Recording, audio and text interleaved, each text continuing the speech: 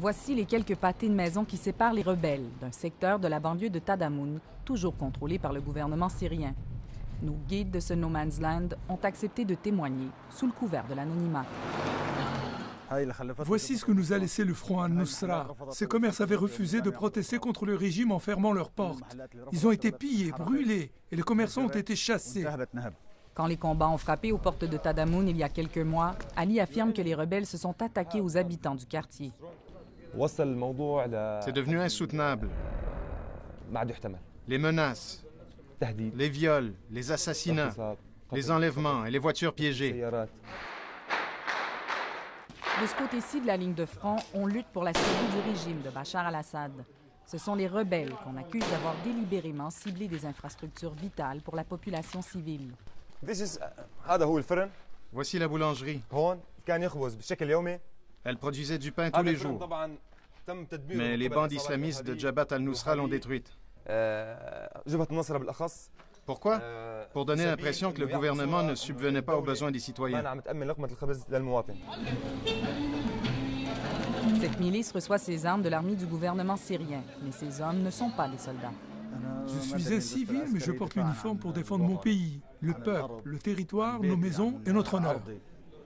Ils se disent assez nombreux pour prévenir une avancée des rebelles et permettre aux gens de rester chez eux. Ils sont tous mes enfants. Je suis sincère, ils ont autant de valeur, du premier point de contrôle au dernier. Ce sont nos fils. Ailleurs, les milices pro-gouvernementales ont très mauvaise réputation. On les appelle les Chabiyas, des voyous.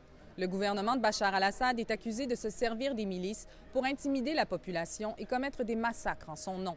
Dans les villes de Homs et Oula, par exemple, des groupes de défense des droits de la personne ont rapporté des centaines d'exécutions sommaires qui auraient été commises par les Chabiyas.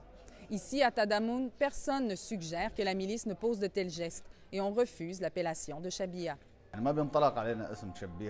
Le nom n'est pas correct. Ça ne s'applique pas à nous. Celui qui défend son pays, sa maison, n'est pas un Chabiya. Nous nous battons pour des principes et croyons que notre pays devrait être sécuritaire. Alors, nous agissons en conséquence. Et c'est par principe que je fais ça. Nous traiter de Chabiya, ça n'est pas bien.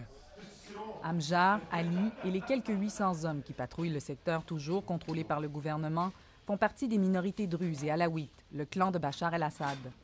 Ceux que nous avons rencontrés croient impossible que le conflit qui a fait basculer la Syrie dans la guerre civile soit né du mécontentement populaire envers le régime.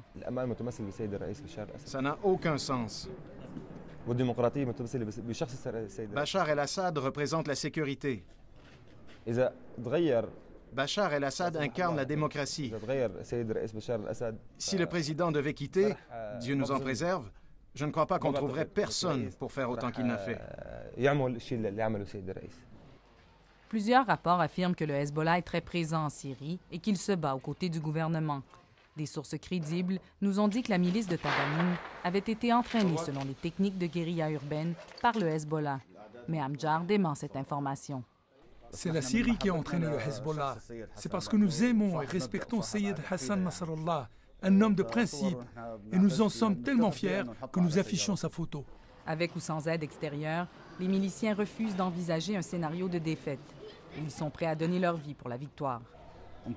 Ils ne devraient jamais imaginer pouvoir gagner. Ils n'ont aucune chance. S'ils gagnent, c'est que nous sommes tous morts. Pour eux, la chute du président Bachar el-Assad signifierait la mise en place d'un régime islamiste sunnite dans lequel il n'aurait aucune place. Il n'y a pas d'avenir avec des gens comme eux qui se comportent en barbares. Ils n'ont qu'une idée en tête. Seuls les sunnites peuvent exister et personne d'autre. Ils ont tort.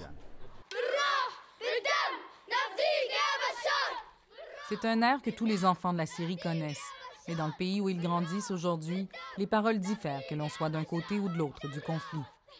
Ils n'ont pas choisi dans quel camp ils se trouvent, mais avec leurs armes à la main, ceux-là souhaitent une longue vie au régime du président Bachar al-Assad. Marie-Ève Bédard, Radio-Canada, Damas.